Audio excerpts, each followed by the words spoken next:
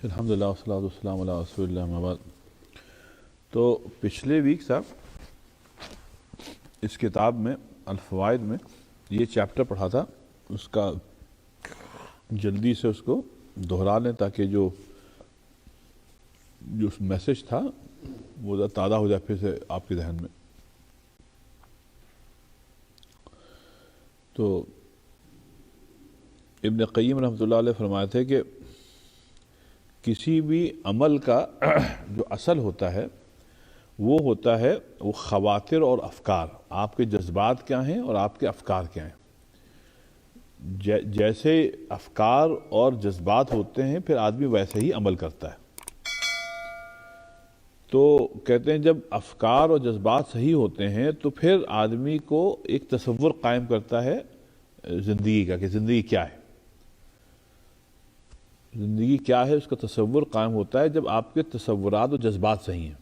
مثال کے طور پہ آپ جب آدمی کے افکار صرف دنیاوی ہیں یا پیسے کے لیے ہیں، جذبات صرف دنیا ہے، تو پھر اس کے زندگی کا تصور بھی ایسے ہی ہے کہ زندگی جو ہے وہ نام ہے پیسے کمانے کا اور جسمانی لذت حاصل کرنے کا، اور بس یہی ہے، اس کے آگے کچھ نہیں۔ تو یہ اس کا تصور قائم ہوا دنیا کے متعلق، اور یہ مبنی ہے افکار اور خواطر پر، کہ اس کو بند کر دوں ورنہ یہ سب چلتا رہے گا، کہ اس کے جو جذبات ہیں وہ صرف دنیا سے متعلق ہیں، اور جو افکار ہیں وہ بس زمین سے اور خاک سے متعلق ہیں۔ اب اس لیے اس کا جو تصور بنا زندگی کا وہ صرف دنیاوی ہے۔ اور کہتے ہیں پھر جب تصورات تدعی الی الارادات، اور جیسا آپ کا تصور بنتا ہے نا زندگی کا، پھر آپ کے تمام ارادے بھی جو ہیں، ایمبیشنز پلاننگ جو ہیں، وہ آپ کے تصورات ہی پر مبنی ہوتے ہیں۔ اب آپ کا ارادہ جو ہے دنیا میں کچھ کرنے کا وہ صرف دنیاوی ہی ہے، دینی نہیں ہے۔ اور کہنا والارادات تقتضی وقوع الفعل، جب آپ نے ارادہ کر لیا، پلان بنا لیا، اب آپ اس پہ عمل کریں گے، رائٹ؟ اب آپ جو اس کو عملی جامہ پہنائیں گے۔ تو وکثرت تکراری، اور کہنا پھر یہ جو آپ کے خواطر اور جذبات ہیں نا، ان کو جتنا آپ ریپیٹ کرتے ہیں نا اتنی وہ آپ کی عادت بن جاتی ہے۔ اب اس عادت کو اگر بدلنا ہے، فرض کریں آپ کو ہدایت جب ملتی ہے نا، ہدایت ملتی ہے جذبات کی تبدیلی میں۔ پہلے آپ کے جذبات اللہ تعالیٰ تبدیل کرتا ہے، اعمال بعد میں صحیح ہوتے ہیں۔ پہلے جو آپ کا سوچنے کا جو قبلہ ہے اللہ تعالیٰ اس کو بدلتا ہے۔ تو اب جو جذبات ہیں نا وہ دنیاوی کم ہیں اور اخروی زیادہ ہیں، آپ سمجھیں؟ تو اسی لیے نبی پاک صلی اللہ علیہ وسلم نے عربوں کا جو ہے نا سوچنے کا انداز بدلا۔ اعمال تو سب بعد میں آئے، اعمال بعد میں آئے، سمجھے آپ؟ اعمال کو صحیح کرنا یہ اس پہ توجہ بعد میں دی گئی ہے، پہلے جو ہے خواطر اور افکار کو بدلا۔ اسی لیے دیکھیے قرآن شریف میں اعمال پر زور کم ہے، اگر آپ سوچئے اعمال پہ زور کم ہے، افکار اور تصورات پر زیادہ ہے۔ ہاں، ہر جگہ یہ ہے کہ تمہارا عقیدہ کیا ہے، تم سوچتے کیا ہو، تمہارے افکار کیا ہیں، اس پر زیادہ ہے۔ کیونکہ جب جو فاؤنڈیشن صحیح ہو گئی تو پھر تعمیر صحیح ہوگی۔ تو افکار اور جذبات جو ہیں اس پر اللہ میں نے ضرب لگائی ہے، جیسے افرأیت من اتخذ الہہ ہوا، کہ بھئی تمہارے جذبات کیا ہیں، تم نے تو جذبات کو خدا بنا رکھا ہے۔ تو ذرا سوچئے گا اس پہ کہ جیسے نماز پڑھنا ہے، اب نماز پڑھنے کی تفصیل کیوں نہیں ہے قرآن شریف میں؟ حالانکہ سب سے بڑا عمل ہے، قرآن شریف میں کہیں کوئی تفصیل ہی نہیں ہے قرآن شریف کیسے پڑھیں. اب حج کیسے کریں, نماز جو ارکان ہیں, جو 5 پلرز ہیں, ان پر ان کی تفصیل نہیں ہے. وہ نبی پاک صلی اللہ علیہ وسلم سے سیکھنے کا حکم ہے کہ کیا ہے وہ قرآن جو آیت ہے کہ نبی پاک صلی اللہ علیہ وسلم سے سیکھو, وما آتاکم الرسول فخذوا وما نہاکم عنہ فانتہوا. یہ کام اللہ تعالیٰ نے سونپ دیا نبی پاک صلی اللہ علیہ وسلم کو, اور فرماتے دیکھو جیسے نبی کہنا ہے نا وہ ویسے کرو. اور جہاں تک کتاب کا تعلق ہے اس میں سب افکار اور خواتین ہی ہیں. قیامت کے متعلق ابھی جیسے میں فجر کی نماز میں بھی جو آپ پڑھا, فَإِذَا جَاءَتِ الصَّاخَّةُ يَوْمَ يَفِرُّ, اب یہ افکار و تصورات ہیں. أَأَنْتُمْ أَشَدُّ خَلْقًا أَمِ السَّمَاءُ بَنَاهَا رَفَعَ, اب یہ کہ دیکھو ہم نے یہ بنایا, ہم نے تمہارے یہ بنایا, تم کیا کرتے ہو ہمارے لیے, ہم نے یہ کیا, ہم نے یہ کیا, ہم نے یہ کیا. اب یہ افکار اللہ تعالیٰ دے رہا ہے, فوڈ فار تھاٹ, کہ تم سوچتے کیا ہو, تم کیا دنیا لیے بیٹھے ہو. تو اللہ تعالیٰ نے بھائی پہلے قرآن شریف کے ذریعے سے افکار اور جذبات, رائٹ, اور تصورات جو ہیں وہ صحیح کرنا ہے. جب یہ صحیح ہو گئے تو اب نماز کیسے پڑھنی, جا کے نبی سے سیکھو. ہم نے نبی کو بھیجا ہی تھا اس لیے صلی اللہ علیہ وسلم کو کہ ان پہ کتاب ڈالنے لگا, اور پھر سیکھنا کیسے. اب جیسے حضور حج پہ گئے, اب حج پہ گئے جب تو نبی پاک ہم نے اعلان کیا خذوا عنی مناسککم, حج کا طریقہ ہم سے سیکھو. یہ نہیں حضور نے فرمایا قرآن سے سیکھو.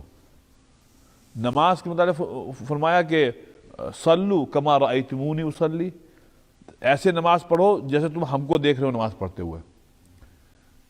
تو اعمال جو ہے وہ سکھائے نبی پاک صلی اللہ علیہ وسلم کے ذریعے سے, لیکن جو خواتر ہیں اور افکار ہیں وہ اصل ہے. اعمال ہمیشہ دیکھیے ثانوی ہوتے ہیں, سیکنڈری ہیں اعمال, اگر صرف واجب ہیں فرض ہیں کرنا ہی ہم لوگوں کو, لیکن سمجھ لیے وہ ہے سیکنڈری. اصل سوچ ہے. اگر یہ بات ہمارے آپ کے سمجھ میں آ جائے تو شاید ہم لوگ میں انقلاب پیدا ہو جائے, یا امت میں انقلاب پیدا ہو جائے, کہ ہم لوگ اعمال پر دیتے, نماز پڑھی نہیں پڑھی, روزہ بھائی وہ انشاءاللہ ہو جائے گا. پہلے جو اصل ہے افکار و تصورات, جو جذبات دنیا, اسی لیے دیکھیے ہمارا معاشرہ جو سٹنکنگ ہے نا, بدبودار ہے, وہ یہ ہے کہ تمام تر توجہ اعمال پر ہے. اعمال مطلب یہ جو نماز روزہ زکوٰۃ پہ, لیکن افکار و تصورات اس پر نہیں ہے. وہ رشوت, حرام خوری, ایک دوسرے کو مارنا, جو بھی چل رہا ہے ہم لوگ یہاں, جو ایک گندا, ایک متعفن, بدبودار معاشرہ ہے. لیکن مسجدیں بڑی زبردست ہیں. آپ جتنے تھرڈ ورلڈ کنٹری میں جائیے وہاں مساجد شاندار ہیں, مساجد شاندار ہیں. ابھی وہاں سوڈان میں کہاں بنی ہے ایک ایسی زبردست مسجد بنی ہے, اس میں شاید پتہ نہیں 10 لاکھ لوگ اکٹھا نماز پڑھ, لیکن اس ملک کا کرپشن کا کیا حال ہے. الامان والحفیظ آپ دیکھیے, انسانی جانیں, ریپ, ایبڈکشن, وہ ایک جنگل کرا, لیکن مساجد چمکتی ہوئی ہیں. اس کی وجہ یہ ہے کہ ہم کو یہ بتایا گیا ہے, یا ہم یہ سمجھتے ہیں کہ اعمال کرو, نماز نہیں چھوٹنی چاہیے, اور عمرے پہ خوب جاؤ, جب موقع ملے عمرے پہ جاؤ. حالانکہ عمرہ کرنے کا حکم کہاں ہے بھئی, عمرہ تو نفل ہے, فرض ہے ہی نہیں. ہم اتنی مرتبہ عمرے پر جاتے ہیں سمجھا کہ جس کی امتحانی, حالانکہ عمرہ کوئی فرض نہیں ہے, ٹھیک ہے نا. حج فرض ہے زندگی میں صرف ایک مرتبہ, لیکن ایک مرتبہ کرنے کے بعد ہم لوگ نفل بہت کرتے ہیں. صاحب ہم نے 10 حج کر لیے. وہ ایک تصور ہے کہ صاحب ہم جو ہے نا جتنے اعمال کریں گے اتنا ہم کو قرب حاصل ہوگا. ٹھیک ہے, آپ کی بات تب تک ٹھیک ہے جب آپ کا افکار و تصورات صحیح ہیں, ٹھیک ہے, اس کے ساتھ ٹھیک ہے. لیکن اگر وہ یہ سب کرنے کے بعد جب آپ اس کی ٹوپی اس کے سر کرتے ہیں, اس کی ٹوپی اس کے سر کرتے ہیں, ہے تو اس کا مطلب یہ ہوا کہ جو اصل ہے افکار و تصورات، جس کو خواطر کہا ہے عربی میں، جب وہ خراب ہے تو صاحب یہ اعمال تو بے جان ہے، ردی ہیں، کسی کام کے نہیں، مطلب میں کوئی جان ہی نہیں ہے، تو ایسی ہے کہ ایک پلاسٹک کی کوئی چیز ہے جو جس میں نہ جذبات ہیں نہ کچھ ہے، آپ کرتے رہیے، انسان وہ بدلے گا نہیں، ہمارے امت کا حال بدلے گا نہیں۔ تو کبھی اس پوائنٹ کو سوچئے گا کہ قرآن شریف میں اعمال کی تفصیلات کیوں نہیں ہیں؟ سوچئے 6600 آیتوں میں سے کہیں بھی تفصیل نہیں ہے، لیکن 6600 آیتوں میں اکثر و بیشتر جو ہیں وہ قیامت کے حالات، دیکھو یہ ہونے والا ہے، دیکھو یہ ہونے والا ہے، اچھا دیکھو تم سود مت دینا، اچھا دیکھو تم جب بات کرو تو ایسے مسکرا کر کرو، اچھا دیکھو یہ ساری تفصیلات ہیں۔ اللہ تعالیٰ تصور دے رہا ہے انسانیت کا کہ تمہاری نماز بیکار ہے اگر تم انسان نہیں بن پائے۔ جیسے جگر مراد آبادی نے کہا تھا کہ آدمی سے ملتا ہے، آدمی سے ملتا ہے، دل مگر کم کسی سے ملتا ہے۔ ہم سب آدمی نہیں ہیں، ہم لوگ انسان نما ہیں، انسان نہیں ہے، کہ انسان تو یہ خواطر و افکار کا نام ہے صاحب، انسان جذبات کا نام ہے، یہ تصورات کا نام ہے، ارادوں کا نام ہے۔ اعمال تو بالکل، اسی ابن قیم فرما رہے ہیں کہ اعمال آخری کی چیز ہے، ہم کہتے ہیں نہیں اعمال ہی ہے، باقی جو نماز مسجد سے باہر جاؤ بس ختم اسلام۔ اللہ تعالیٰ کہتے ہیں نہیں اسلام تو باہر ہے، نماز صرف مسجد میں، لیکن اسلام باہر ہے۔ اب جتنا وقت آپ باہر مسجد کے گزار رہے ہیں وہی اسلام ہے، اور جتنا آپ یہاں گزاریں یہ تو سب عبادت ہے۔ عبادت اسلام کا نام تھوڑی کیا، ہاں عبادت جز ہے اسلام کا، ہم نے کہا ہے کہ صرف عبادت ہے، باقی کچھ کر لو مسجد کے باہر سب چلے گا۔ آپ یہ ابن قیم فرما رہے ہیں فَصَلَاحُ هَذِهِ الْمَرَاتِبِ بِصَلَاحِ الْخَوَاتِمِ۔ اب دیکھیے اس کو کہتے ہیں نا جس کو ٹیپ کا بند، یہ جملہ ہے وہ کہتے ہیں فَصَلَاحُ هَذِهِ الْمَرَاتِبِ بِصَلَاحِ الْخَوَاتِرِ وَالْأَفْكَارِ وَفَسَادُهَا بِفَسَادِهَا۔ تو کہنے کہ اعمال کا مدار جو ہے وہ کاہے پہ، خواطر اور افکار، جذبات اور افکار کی اصلاح پر ہے، اور اعمال فاسد ہوتے ہیں افکار اور جذبات کے فاسد ہونے کی وجہ سے۔ تو مطلب یہ وہ آپ کوئی عمل کرتے رہیں اور وہ صاحب اللہ رد کر رہا ہے، آپ کہہ رہے ہیں بھائی میں تو بہت کر رہا ہوں، اللہ رد کر رہا ہے، کیونکہ فساد ہے افکار و خواطر میں۔ اس لیے یہ فرما رہے ہیں کہ بھئی فصلاح الخواطر بأن تكون مراقبة لولیہا ودائرۃ علی مرضاتہ ومحاببہ۔ کہ اس لیے جو افکار اور خواطر ہیں وہ گھومنے چاہیے اللہ تعالیٰ کی رضا میں، مطلب آپ سوچیں وہ بات، جذبات اس چیز کو رکھیں دل میں، یا جذبات ایسے بنائیں جو اللہ چاہتا ہے، جو اللہ چاہتا ہے۔ آپ کسی کو دھوکہ دینے کی سوچیں ہی نہیں، آپ سوچیں ہی نہیں، جب یہ جذبات آ جائیں تو آپ کے اعوذ باللہ من الشیطان الرجیم کر کے آگے چلے جائیں۔ کسی کی زمین مارنے کی سوچیں ہی نہیں، وراثت میں اپنی بہن کا حق مارنے کی بجائے سوچیں ہی نہیں، کسی کی غیبت آ جائے تو بس آپ جا کے اس سے معافی مانگ لیں کہ بھیا معاف کرنا، تمہارے متعلق کہہ دیا تھا چند روز پہلے، یار ہم کو معاف کرنا، ابھی یہاں معاف کر دو یار، کوشش کریں گے اب تمہارے متعلق ہم کوئی ایسی بات نہ کریں۔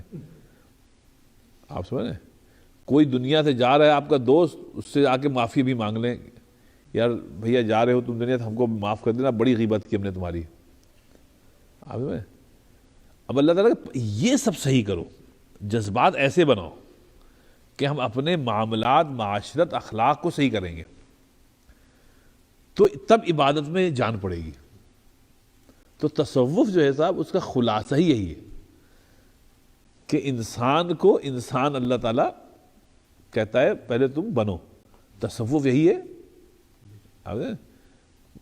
تو اسی لیے کہا گیا ہے تصوف جو ہے وہ روح ہے, اسپرٹ ہے اسلام کی. بغیر اگر آپ تصوف کو نکال دیں گے تو اسلام بے جان ہو جائے گا. کیونکہ آپ کہیں صرف اعمال ہیں, بھئی اعمال تو ظاہر ہوتے ہیں. آپ نماز پڑھ رہے ہیں تو یہ اس کا اظہار ہو رہا ہے, لیکن دین ایمان جو ہے وہ تو اندر کی چیز ہے. اگر اندر فساد ہے تو یہ جو ظاہر ہے نا یہ بالکل بیکار ہے, اس میں حسن ہے. ہاں جب اندر صحیح ہے اور پھر آپ نماز پڑھ رہے ہیں تو پھر یہ جاندار ہے. اس لیے یہ کہا گیا جب آدمی کو توبہ کرے تو پہلے اندر کی اصلاح ہو, باہر کی اصلاح جو ہے وہ بعد کی بات ہے. اگر اسی لیے ربنا وبعث فیہم رسولا منہم یتلو علیہم آیاتہ, پھر کیا ویزکیہم, پھر ہے ویعلمہم الکتاب والحکمہ. یہ جو نبی پاک صلی اللہ علیہ وسلم کا, اور ابھی ہم لوگ جو بات کریں ابراہیم علیہ السلام کا کی جو دعا ہے اسماعیل علیہ السلام کی کعبہ بناتے وقت, وہ یہی تھا کہ اللہ میاں ان میں ایسا نبی بھیج دے کہ آپ اس کو کتاب بھی دیں نبی کو, اور اس کتاب کے ذریعے سے وہ ان کی صفائی کرے. یہاں پہ یہ نہیں تھے کہ اس کے ذریعے سے ان کو نماز پڑھائے, نہیں, پہلے صفائی کرے. یتلو علیہم آیات ویزکیہم, پہلے صفائی ہونی چاہیے, اور پھر ویعلمہم الکتاب والحکمہ ہونا, پھر قرآن کے رموز اور نکات اور تفصیلات اور قرآن کیا ہے سنت کیا ہے یہ, لیکن پہلے صفائی تو ہو. تو اس لیے یہ ہے کہ اصل جو ہے وہ صاحب یہاں پہ یہ, اگر ہم دیسی ہوں چاہے عرب ہوں چاہے کوئی بھی ہو, ہم لوگ یہ بات سمجھ میں نہیں آتی ہے, پتہ نہیں کیا پرابلم. اسی لیے ہم لوگ کی سوسائٹیز تھرڈ ورلڈ کنٹریز ہیں ابھی تک, یہاں تک کہ سعودی عرب کو دیکھ لیں, کویت کو دیکھ لیں, جہاں بہت پیسہ ہے, اس کو بھی دنیا تھرڈ ورلڈ کنٹری کہتی ہے. کیونکہ پیسے سے کوئی کنٹری بڑی نہیں بنتی, وہ تو لوگوں سے بنتی ہے. تو اس وجہ سے جو ہے وہ جب تک ہم یہ اندر سے صفائی نہیں ہوگی, چاہے آپ کے ملک میں کعبہ شریف ہی کیوں نہ ہو, نبی پاک صلی اللہ علیہ وسلم کا روضہ اقدس کیوں نہ ہو, پھر بھی دنیا اس ملک کو خراب سمجھ رہی ہے. آپ سوچئے, تو پرابلم جو ہے وہ ہمارے آپ میں ہے کہ دین کا تصور جو ہے وہ صرف اعمال ہے. ابن قیم فرمایا نہیں, مبدأ کل علم النظر, شروعات ہوتی ہے خواطر اور افکار کے صحیح ہونے پہ. اصل یہ ہے. پھر انہوں نے کہا جو عمل ہوگا وہ بعد میں آئے گا. تو میں ایک مطلب پھر سے ریپیٹ کر دوں گا آپ لوگوں کے لیے. انہوں نے فرمایا پہلے خواطر اور افکار صحیح ہونے چاہیے, جب وہ صحیح ہوں گے پھر آپ کا جو پرسپشن ہے, جو تصور ہے, رائٹ, وہ صحیح ہوگا. اور جب پرسپشن صحیح ہوگا پھر آپ کو دنیا میں کرنا کیا ہے اس کے ارادے صحیح ہوں گے, پلاننگ صحیح ہوگی. اور جب پلاننگ صحیح ہوتی ہے تو پھر فیل صحیح ہوتا ہے. تو خواطر افکار صحیح ہوں, پھر اس سے تصورات صحیح ہوں گے, پرسپشن صحیح ہوگا. جب پرسپشن صحیح ہوگا تو آپ کو دنیا میں کرنا کیا ہے اس کی پلاننگ صحیح ہوگی, پھر آپ کے فیل صحیح ہوں گے. تو جیسے ہماری مسجد بن رہی ہے تو یہ ڈھانچہ تو بہت دیر میں آیا تھا نا, پہلے تو پلاننگ ہوئی تھی نا انجینئرز اور آرکیٹیکٹ کے ساتھ بیٹھ کے, اور اس سے پہلے افکار و تصورات آئے تھے کہ بھئی مسجد بننی. اب یہ افکار و خواطر آئے, پھر تصور آیا اچھا اتنی بڑی ہونی چاہیے, پھر ارادہ ہوا کہ چلیں ہاں کرنا ہے, پھر اس کا فیل آیا, اب بن رہی ہے. اب ہم یہ چاہتے ہیں بغیر کچھ سوچے سمجھے بس آج سے مسجد بن جائے, ایسے ہم بس نماز پڑھنے لگے, بس نماز پڑھنے لگے ہم اچھے مسلمان ہو گئے. جیسے اکثر امائیں کہتی ہیں فون کر کے, امام سے دعا کریے ہمارا بچہ بہت بگڑ گیا, اللہ تعالیٰ اس کو نمازی بنا دے. اللہ تعالیٰ اس کو نمازی بنا دے. مسئلہ نمازی بننے کا نہیں ہے, مسئلہ یہ آپ نے بچوں کو کیا تصور دیا دین کا.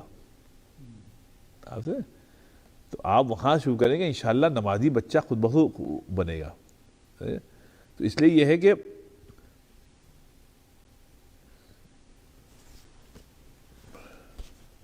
لیکن یہ جو میں نے آپ سے بات کی، کبھی سوچئے گا، کبھی کسی کتاب میں آپ پڑھیے گا، کسی اور علماء نے بھی بہت دکھائے، آپ بھی سوچئے گا، دیکھیں کہ عبادات کی تفصیلات قرآن میں کیوں نہیں ہیں، سوچئے گا اس پہ. یہ جذبات اور افکار جو دیے ہیں، اس کی تفصیلات کیوں ہیں؟ کیوں ہے اتنا؟ پورا قرآن میں اللہ نے نظریات ہی تو دیے نا، افکار، جذبات، سب. سوچئے گا، اس سے مطلب یہ ہوا کہ اللہ تعالیٰ چاہتا ہے ہم لوگ پہلے اندر سے صحیح ہوں.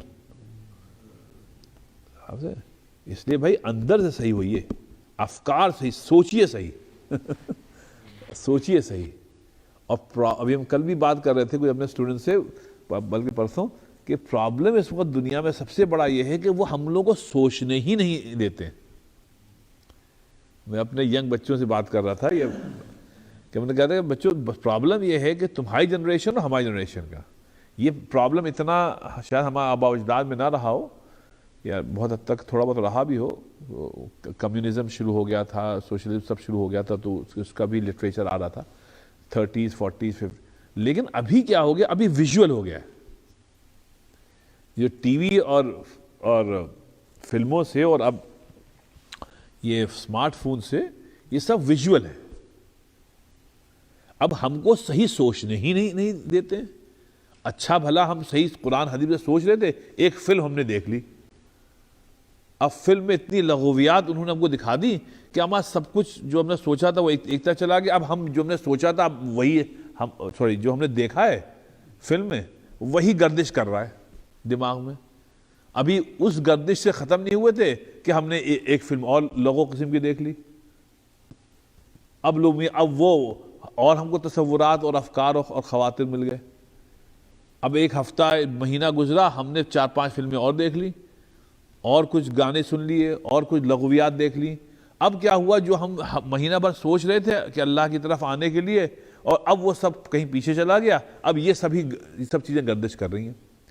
اور اس میں سال بھر 2 سال گزر گیا تو بالکل ہی ختم ہو گیا. پھر اب ہمارے تصورات جو ہیں وہ سب جو ہے وہ گناہی والے چل رہے ہیں. تو اس لیے اب وہ آدمی جو یہ سب لغویات دیکھ رہا ہے، جمعے میں آئے گا، لیکن جمعے کی نماز میں آئے گا، اور شاید 5 وقت نماز بھی پڑھتا ہو یا پڑھتی ہو. کیونکہ آج مسئلہ خواتین میں بھی بہت ہے، اپنی کمیونٹی میں اور پوری میں بہت خواتین کا مسئلہ بہت بڑا ہے. کہ یہ جو تصورات ختم ہو گئے، افکار اور پاک دامنی جو ختم ہو گئی، یہ اوور نائٹ نہیں ختم ہوئی صاحب. یہ غیر مردوں کی طرف جذبات کا بننا شادی شدہ عورتوں میں ہماری کمیونٹی میں اتنا بڑھ گیا ہے کہ 25 سال میں ہم نے کبھی دیکھا ہی نہیں ایسا.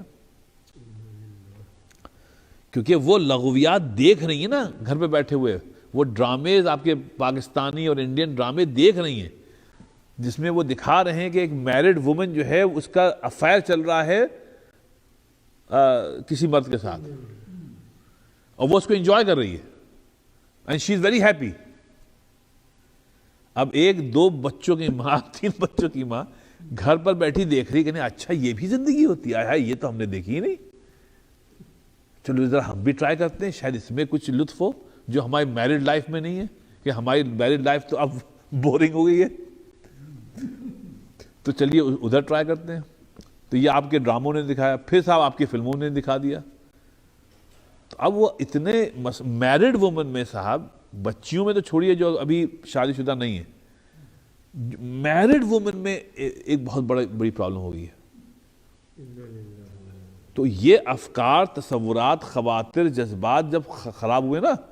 اچھا یہ لوگ نماز بھی پڑھتے ہوں گے، نماز چل رہی ہے، لیکن بے جان ہے سب، بالکل بے جان ہے. اس لیے صاحب یہ ابن قیم رحمۃ اللہ نے فرمایا کہ دیکھو اعمال کا مدار جذبات اور افکار پر ہے. اس کا یہ نہیں ہے کہ تم یہاں ہاتھ باندھتے ہو، یہاں ہاتھ باندھتے ہو، نگاہیں کہاں ہیں، یہ سب اپنی جگہ ضروری ہے، کوئی شک نہیں، لیکن اس سے نماز کی قبولیت میں اتنا اثر نہیں ہوتا ہے. اثر یہ ہوتا ہے کہ تمہارا جو دل ہے وہ کتنا صاف ہے. تو کہتے ہیں جتنا تمہارے خواطر و افکار پاک ہوں گے، صاف ہوں گے، رائٹ، اتنا جو ہے نا تمہارے اعمال میں جان پڑے گی، نماز میں جان پڑے گی، تلاوت میں جان پڑے گی، اور جتنا وفسادھا بفسادھا، اور جتنا فساد تمہارے افکار و خواطر میں ہوگا اتنا فساد تمہارے اعمال میں ہوگا. اچھا تھا فینو سبحانو کو فینو، اچھا یہ تو ہو گیا تھا، خیر ٹھیک ہے. اچھا یہ بھی ہو گیا تھا پچھلے بھی. اچھا اب یہاں پہ فرما رہے فالانسان خیر المخلوقات. اب ابن قیم رحمۃ اللہ علیہ فرما رہے ہیں کہ انسان جو ہے وہ تمام مخلوقات میں سے سب سے اچھی مخلوق ہے اللہ تعالیٰ کی، ٹھیک ہے نا. اذا تقرب من بارئہ والتزم اوامرہ ونواہہ وعمل بمرضاتہ وآثر علی ہواہ. کہنے لگے لیکن یہ تب تک ہے، سنیے صاحب، یہ کہنا کہ انسان خیر المخلوق ہے ٹھیک ہے، اللہ نے ہم کو بنایا تھا خیر المخلوق، یہ بنا کے بھیجا تھا، لیکن اب اس کو باقی رکھنا اس کی ذمہ داری اللہ تعالیٰ نے ہم کو نہیں دی ہے. یہ بات کہ ہم مرتے دم تک خیر مخلوق رہیں گے، اللہ نے کہہ رہے ہیں اس کی ذمہ داری اللہ تعالیٰ نے انسان کو خود دی ہے. آپ اللہ تعالیٰ کے بہترین مخلوق تب تک رہیں گے جب تک اذا تقرب من باری، جب تک آپ کا تقرب رہے گا اللہ تعالیٰ سے. جب تقرب آپ کو حاصل ہے اللہ تعالیٰ کا تو آپ انسان ہیں. جب یہ تقرب ختم ہو گیا تو آپ انسان نہیں ہیں، جانور ہیں، بلکہ جانور سے بھی بدتر ہیں. کہ اولئک کالانعام بل ہم اضل، کیونکہ آپ غافل ہیں، اولئک ہم الغافلون. اسی لیے جو لوگ شرک کرتے ہیں اللہ نے فرمایا یہ تو انسان نہیں ہے، جانور ہیں، بلکہ جانوروں سے بھی بڑے. ہم نے تو ان کو خیر البشر بنا کے بھیجا تھا.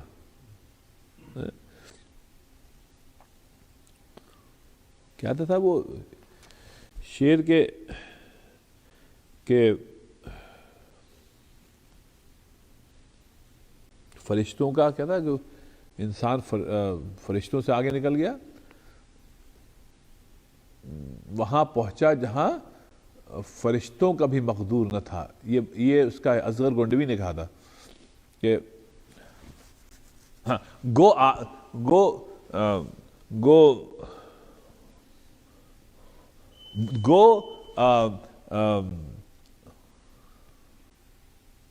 گو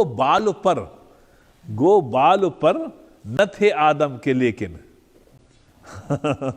وہ کمپائر کر رہے ہیں آدم علیہ السلام کو فرشتوں سے، تو کہہ رہے ہیں گو بال پر نہ تھے آدم کے لیکن وہاں پہنچا جہاں فرشتوں کا بھی مقدور نہ تھا. وہاں پہنچا جہاں فرشتوں کا بھی مقدور نہ تھا. فرشتے وہاں نہیں پہنچائے تھے، حالانکہ ان کے پاس نہ بال پر تھے نہ کچھ تھے. آپ سے تو اسی کو اللہ نے فرمایا کہ لقد خلقنا الانسان فی احسن تقویم. تو اس کو یہ فرما رہے ہیں کہ ہاں اعمال سے آپ دیکھیں نا. حضور صلی اللہ علیہ وسلم جب تشریف لے گئے تھے تو جبریل نے بھی ایک حد تک کہا تھا کہ بس یہاں تک ہے، اب آگے ہم نہیں جا سکتے، اس کے آگے ہم گئے تو ہم جل جائیں گے، ہم جل جائیں گے. یہاں سے صرف آپ کو اجازت ہے سدرۃ المنتہا. اب حضور صلی اللہ علیہ وسلم انسان تھے نا، خیر البشر صلی اللہ علیہ وسلم، لیکن وہاں پہنچے جہاں فرشتوں کا بھی مقدور نہ تھا. حالانکہ حضور صلی اللہ علیہ وسلم کے پاس بال پر نہیں تھے. تو اسی کو بڑا اچھا کہا اس نے اصغر نے، بہت جگہ کہ وہاں پہنچا جہاں فرشتوں کا بھی مقدور نہ تھا. سمجھے؟ اور نبی پاک نے فرمایا بھائی تمہاری معراج کیا ہے، انسان کی معراج کیا ہے؟ وہ ہے سجدہ. سجدہ جو ہے وہ انسان کی معراج ہے. حضور صلی اللہ علیہ وسلم کی معراج تو جسمانی تھی، تشریف لے گئے تھے، اور انسان کی معراج یہ عام انسان کی آپ سجدے میں، جب سجدے میں آپ ہوتے ہیں تو یہ انسانی معراج ہے. اور انسان سجدہ کرنے کو بار سمجھے تو جانور ہے، پھر جانور سے بدتر ہے. آپ کو نماز پڑھنے میں آر ہے، اللہ کے آگے سجدہ کرنے میں آر ہے، آپ اس کو بہت آؤٹ ڈیٹڈ چیز سمجھتے ہیں، تو صاحب پھر یہ پرابلم آپ کی ہے، آپ انسانوں سے بدتر، وہ جانوروں سے بدتر ہیں۔ اس کو یہ فرمانے انسان جو ہے وہ خیر المخلوقات ہے۔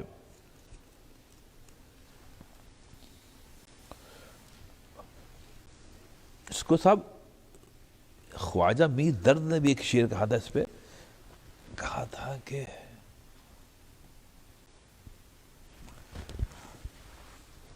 کیا تھا وہ بڑا عمدہ شعر تھا خواجہ میر درد کا کہ ہاں میری تر دامانی پہ ہاں میری تر دامانی پہ نہ جائیو اے وائز، میری تر دامانی پر نہ جائیو اے وائز، دامن نچوڑ دیں تو فرشتے وضو کریں دامن نچوڑ دیں تو فرشتے وضو کریں، یہ توبہ کے اوپر ہے ان کی، کہ اگر ہم توبہ بس ہم کرنے کی دیر ہے، ورنہ جو ہے جو اسی لیے کہیں ہمارے دامن پہ جو شراب کے دھبے ہیں، اس کو دیکھ کے یہ مت سمجھنا کہ ہم جہنم میں جائیں گے، اگر ہم اس کو نچوڑ دیں مطلب توبہ کر لیں تو پھر فرشتے وضو کریں گے اسے تو ہماری تر دامانی پر نہ جائیو اے وائز، دامن نچوڑ دیں تو فرشتے وضو کریں، مطلب مقام یہ ہے انسان کا کہ اگر توبہ کر لے تو فرشتے پیچھے ہو جائیں گے، انسان آگے ہو جائے گا۔ اسی لیے اللہ بھی انتظار کرتا ہے بندے کی توبہ کا، جس وقت توبہ آپ نے کر لی پھر آپ کا مقام بہت اونچا ہے، فرشتے پیچھے رہ جائیں گے، بلکہ فرشتے تو خادم بن جائیں گے، آپ کے خادم بن جائیں گے۔ تو بہرحال تو کہنے لیکن اس کے لیے کہنے اذا تقرب بھی، اس کے لیے آپ کو اپنے اللہ تعالیٰ سے تقرب حاصل کرنا پڑے گا، اللہ تعالیٰ تک رسائی حاصل کرنی پڑے گی۔ وَالْتَزَوَ أَوَامِرَهُ وَنَوَاهِهُ، اور یہ ہوتا ہے صاحب تب جب آپ اللہ کے حکم کو مانیں گے اور جس چیز سے اللہ نے منع کیا ہے اس سے آپ باز رہیں گے۔ وَعَمِلَ بِمَرْضَاتِهِ، اور اللہ تعالیٰ کن چیزوں سے خوش ہوتا ہے اس پہ عمل کریں گے۔ وَآثَرَهُ عَلَى هَوَاهُ، اور باٹم لائن یہ کہ اپنے جذبات کو کچلیں گے اور اللہ کے حکم کو ترجیح دیں گے، جو ہم نہیں کرتے، عام طور پہ انسان نہیں کرتا، کہ سب کچھ کریں گے، جذبات کو ہم کچلنے کو تیار نہیں، جذبات کو کچلنے کو تیار نہیں۔ اور کہتے ہیں وَشَرُّ الْمَخْلُوقَاتِ اِذَا تَبَاعَدَ عَنْهُ، اور کہتے ہیں سب سے خراب انسان وہ ہے، مخلوق وہ ہے، انسان ہے جو اللہ تعالیٰ سے دور ہے۔ دیکھیے صاحب اللہ تعالیٰ سے دور ہے۔ وَلَمْ يَتَحَرَّكْ قَلْبُهُ لِقُرْبِهِ وَطَاعَتِهِ، دیکھیے اس کے دل میں کوئی جذبہ ہی نہیں آتا کہ اللہ تعالیٰ سے قرب حاصل کریں، ڈیڈ ہے، اس کا بالکل پتھر ہے، دل پتھر ہو گیا، اور اس کے دل میں کوئی حرکت ہی پیدا نہیں ہوتی ہے کہ اللہ تعالیٰ سے قرب حاصل کریں، اللہ تعالیٰ کی مانیں۔ فَمَتَى اخْتَارَ التَّقَرُّبَ إِلَيْهِ وَآثَرَ عَلَى نَفْسِهِ وَهَوَى فَقَدْ حَكَّمَ قَلْبَهُ وَعَقْلَهُ وَإِيمَانَهُ عَلَى نَفْسِهِ وَشَيْطَانِهِ، لیکن ابن قیم دیکھو جس وقت اس انسان میں انقلاب آ جائے گا، رائٹ، جس وقت اس انقلاب میں یہ فیلنگ آ جائے کہ نہیں بہت ہو گیا بھائی، اب ہم توبہ کر کے اللہ تعالیٰ کے احکام پر اب ہم چلیں گے، بہت ہو گیا بھائی، ختم کر دیا اس نے، تو کہنا دیکھیے نا، کہنا کہ زندگی کے جس مرحلے میں بھی، بڑھاپے میں بھی صحیح توبہ کی توفیق مل گئی اس کو، فقد حکم قلبہ وعقلہ وایمان علی نفسہ، تو اس نے اپنی عقل کو صحیح استعمال کیا، بڑھاپے میں استعمال کیا، لیکن چلو صبح کا بھولا شام کو گھر آ گیا، تو یہ کہنا کہ تم شام کو آئے نا، کہنے کہ پھر بھی ابھی صبح ہے، پھر بھی ابھی صبح ہے، تو اس نے وَحَكَّمَ رُشْدَهُ عَلَى غَيِّهِ وَهَدَاهُ عَلَى وَمَتَى اخْتَارَ التَّبَعَ، تو اس لیے کہنے پھر بھی ابھی ٹائم ہے تمہارے پاس، ابھی تم مرے نہیں ہو، ابھی پھر زندہ ہو. تو جب تک مرنے سے پہلے اگر اس بات کی توفیق مل گئی توبہ کرنے کی تو کہنے تم نے اپنے وجود کو گیا مبارک بنا دیا. سمجھا؟ تو اس لیے باٹم لائن یہ ہے، ابن قیم رحمۃ اللہ فرما رہے ہیں کہ خواطر جذبات کو آپ صحیح کریں. باٹم لائن یہ ہے، اللہ تعالیٰ توفیق دے صاحب. سوچیے صحیح صاحب، سوچیے صحیح، ورنہ پھر دنیا بالکل بیکار چیز ہے صاحب. دنیا کے پیچھے دنیا پڑی ہوئی ہے صاحب.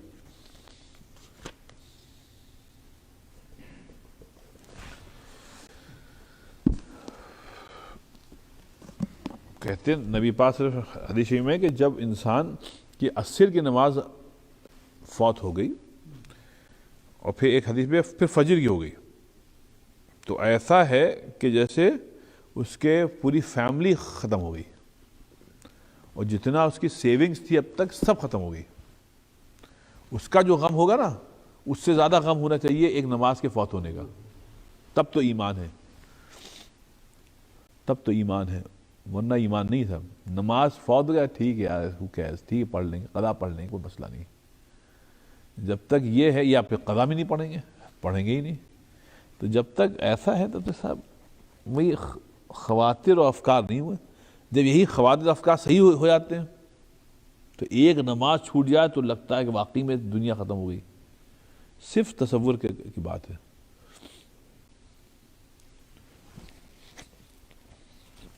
کیا تھا وہ؟ صرف تصور کا ہے کھیل یہاں. اب یاد آئے شے، صرف تصور کا ہے کھیل یہاں، جہل بھی خرد کے برابر ہے. مطلب سب آپ کا تصور، آپ کی ہر چیز کو کیسے لیتے ہیں یہ صرف آپ کے تصور کے بارے ہے. تو اس لیے یہ ہے کہ چلیے صاحب ابن قیم سے صاحب یہ جو مدارج السالکین میں حضور تھوڑا سا اگر ہے چائے دے دیجیے صاحب، پھر اس پہ شروع کرتے ہیں. بلکہ دوسرے کپ میں دے دیجیے، یہ تو ٹھنڈی ہو.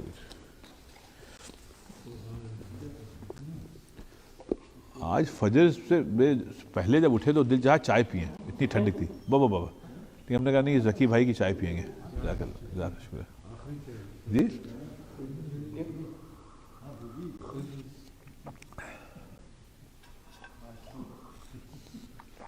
واہ بھی واہ،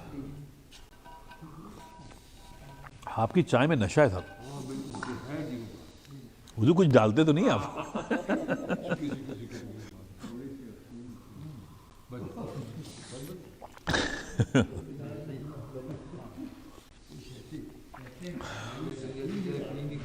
جی نہیں، بہت زبردست بھائی. اچھا جب آپ کے چائے اتنی اچھی بنتی ہے تو کھانا کتنا اچھا بنتا ہوگا.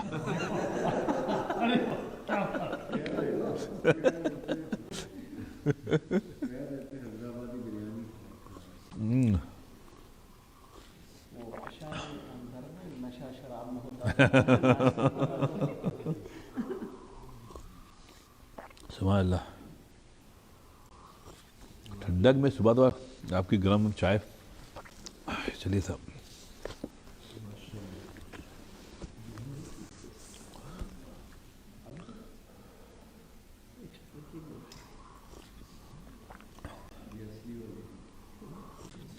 چلیے صاحب الحمدللہ والصلاۃ والسلام علیہ. صاحب یہ مدارج السالکین کا جو آج کا درس ہے یہ شکر اور حمد کے فرق کو بیان کر رہا ہے. تو تھوڑا توجہ چاہے گا صاحب. تو فرماتے ہیں شیخ الاسلام صاحب امام حروی رحمۃ اللہ علیہ کہتے ہیں وَتَكَلَّمَ النَّاسُ فِي الْفَرْقِ بَيْنَ الْحَمْدِ وَالشُّكْرِ أَيُّهُمَا أَعْلَى وَأَفْضَلُ. کہتے ہیں لوگ اکثر باتیں کرتے ہیں کہ حمد و شکر میں کیا فرق ہے. حمد کہتے ہیں تعریف کو، اللہ کی تعریف. شکر کہتے ہیں اللہ کا شکر ادا کرنا کہ اللہ تعالیٰ جو کچھ آپ نے دیا ہے ہم اس پر شکر ادا کرتے ہیں. ایہما افضل، ان میں سے افضل کیا ہے، شکر ہے یا حمد ہے. تو اس میں ایک پہلی آپ یہ چیز سمجھ لیجئے کہ دیکھیے جو حمد جو ہے، حمد کے لیے کسی نعمت کا ہونا ضروری نہیں ہے، اللہ تعالی ہی کی حمد ہے بس، چاہے وہ جس حال میں رکھے. مطلب ایک آدمی کے کرونا وائرس ہو گیا اعوذ باللہ، بیچارہ مر رہا ہے، پھر بھی وہ کہے گا الحمدللہ.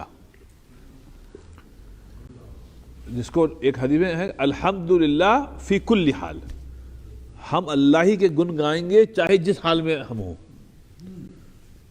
آپ سے تو حمد جو ہے، حمد کے لیے کسی نعمت کا ہونا ضروری نہیں ہے، بلکہ آپ عذاب میں بھی ہیں. آپ کو بخار ہے، ہم نے کہا شباب میں کیا حال چال ہے، آپ نے کہا الحمدللہ، الحمدللہ بہت اچھا حال ہے. تو حمد کیا، اسی لیے الحمدللہ رب العالمین جو ہے نا، تو قرآن شریف شروع ہوا الحمد سے، رائٹ. اور ہر نماز میں سورہ فاتحہ پڑھنا فرض ہے، واجب ہے. تو ایک بات سمجھے، حمد کے لیے کسی نعمت کا ہونا ضروری نہیں، اللہ تعالیٰ کا حق ہے، یہ اس کا حق ہے کہ بندے حمد و ثنا بیان کریں، رائٹ. شکر کیا ہوتا ہے؟ شکر کسی نعمت کو دیکھ کے ہوتا ہے، یا کسی نعمت کو ایکسپیرینس کر کے ہوتا ہے، اس کا اکنالجمنٹ ہوتا ہے. اگر نعمت نہ ہو تو آدمی شکر نہیں ادا کرے گا، کیونکہ کوئی نعمت ہی نہیں ہے. ہاں آپ کو وجود ضرور نعمت ہے، اس میں کوئی شک نہیں ہے، لیکن جب اس وجود میں عذاب ہے، اس وجود میں ایک کوئی سخت بیماری ہے، تو اس وقت آپ شکر ادا نہیں کریں گے. نعوذ باللہ، آپ کو عذاب میں آپ کہیں اللہ کا شکر ہے، یہ صحیح نہیں ہے. اس وقت آپ کہیں گے حمد، کیونکہ اگر آپ عذاب میں شکر ادا کریں گے تو اللہ تعالیٰ عذاب کو بڑھائے گا. اس وقت آپ حمد بیان کریں گے، آپ کہیں گے الحمدللہ، تمام تعریفیں اللہ کی ہیں جس حال میں رکھے. ہم تو بندے، ہم تو اس کے گن گائیں گے. آپ تو اس وقت آپ عذاب میں صبر کرتے ہیں، اور صبر میں آپ کیا کہتے ہیں؟ الحمدللہ. مطلب بس تمام جب نعمتیں اللہ تعالیٰ دیتا ہے تو نعمتوں میں پھر آدمی شکر ادا کرتا ہے، رائٹ. یہ ایک فرق ہے دونوں، ہم میں اور شکر میں، ٹھیک ہے نا. اب اس کی تفصیل بڑی پیاری بیان کی ہے ابن قیم رحمۃ اللہ علیہ. ظاہر بات ہے بڑے لوگ ہیں، بڑی باتیں، تو اس پہ ذرا توجہ دیجیے گا صاحب. اس کو میں نے بار بار پڑھا سمجھنے کے لیے.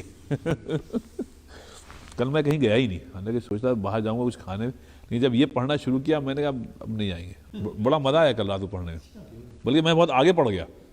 حالانکہ آج سب ایک ہی صفحہ ہوگا، لیکن میں کئی صفحے پڑھ گیا. بڑی پیاری پیاری باتیں بتائیں.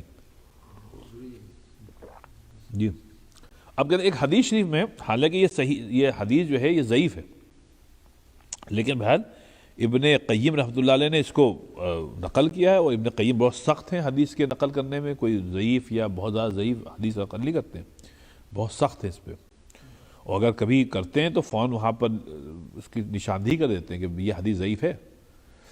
لیکن پھر انہوں نے اس کو کیا، فرماتے ہیں کہ حدیث شریف میں الحمد رأس الشکر فمن لم یحمد اللہ لم یشکر. حدیث میں بتاتے ہیں کہ الحمد جو کہنا جو ہے یہ شکر کی انتہا ہے. حمد کرنا جو ہے یہ شکر کی انتہا ہے. اور کہتے ہیں جس نے اللہ کی حمد نہیں بیان کی وہ شکر بیان ہی نہیں کر سکتا. جس نے اللہ تعالیٰ کی حمد نہیں بیان کی اس نے شکر ادا نہیں کیا. مطلب یہ ہے کہ اگر آپ الحمدللہ نہیں کہتے ہیں، آپ کی عادت ہی نہیں ہے، تو جب نعمتیں ہوں گی نا تو آپ شکر ادا نہیں کریں گے. آپ کو عادت ہی نہیں ہے. عادت یہ ڈالنی ہے کہ ہر حال میں الحمدللہ، ہر حال میں الحمدللہ. آپ کو کھانے کے وقت کباب اور پراٹھے اور آملیٹ نہیں ملا، بلکہ آپ کو سوکھی روٹی دی اور چٹنی دی، اس پہ بھی الحمدللہ. الحمدللہ الذی اطعمنا وسقانا وجعلنا من المسلمین. تو اگر آپ کو حمد کی عادت نہیں ہے تو آپ شکر ادا نہیں کر پائیں گے. اس لیے پہلے حمد کی عادت ڈالیے. الحمدللہ الحمدللہ، ہر وقت الحمدللہ. اسی لیے الحمدللہ فی کل حال ہے، ہر حال میں اللہ ہی تعالیٰ کی حمد و ثنا ہے، اور کچھ نہیں ہے۔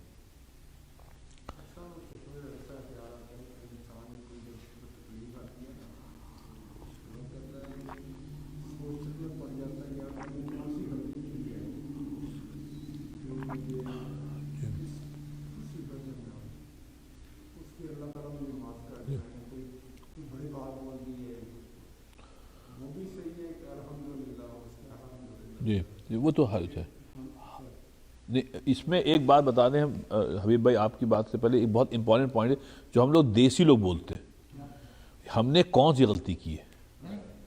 ہم کہتے ہیں ہم نے کون سی غلطی کی ہے کہ یہ عذاب آ گیا، تو اس کا مطلب یہ ہوا ہم اپنے آپ کو معصوم تصور کرتے ہیں کہ ہم تو معصوم تھے، یہ کیا ہو گیا؟ تو یہ تو بہت بڑی بات ہم لوگ کہتے ہیں کہ ہم نے کیا غلطی کی تھی یار، کہ میں کیا خطا ہو گئی تھی۔ ارے بھائی ہم خطا ہی ہیں، نبی پاک فرمایا کلو آدم خطا، ہر انسان جو ہے وہ خطا ہے۔ یہ تو اللہ کا کرم ہے کہ مواخذہ نہیں کرتا ہے۔ اور جو عذاب آئے ہیں اپنا پرویز بھائی، ہماری گناہوں کی وجہ سے اگر دنیا ہی میں عذاب آ جائے تو یہ بہت آسان سودا ہو گیا، یہ بڑا آسان سودا ہو گیا۔ آخرت میں انشاءاللہ پھر آپ فری چلے جائیں گے، مطلب اس کا خمیازہ جو ہے گناہوں کا اگر یہیں آپ کو مل گیا تو ختم، پھر آپ اب اللہ تعالیٰ ایک گناہوں پر 2 مرتبہ پنش نہیں کرے گا، یہ اللہ کا قانون نہیں ہے۔ تو اگر اللہ نے یہیں پنش کر دیا تو آپ دھلے دھلائے صاف شفاف یہاں سے جائیں گے۔ تو یہ کہنا کہ ہم نے کیا خطا کی تھی یار، کیا گناہ کیا تھا کہ اتنا خراب وقت آ گیا، یہ بہت گندی بات ہے صاحب۔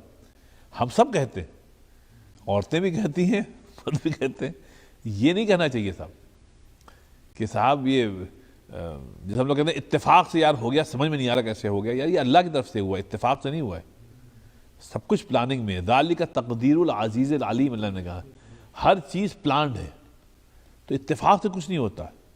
اللہ کے علم میں اتفاق سے کچھ ہوتا ہی نہیں، سب کچھ پلانڈ ہے۔ آپ سمجھیں، سب کچھ پلانڈ ہے۔ ہاں ہمارے علم، ہمارے تصور کے اعتبار سے یہ ہو سکتا ہے کہ یار اتفاق سے یہ ہو گیا، لیکن اللہ کے اس میں نہیں ہوتا ہے۔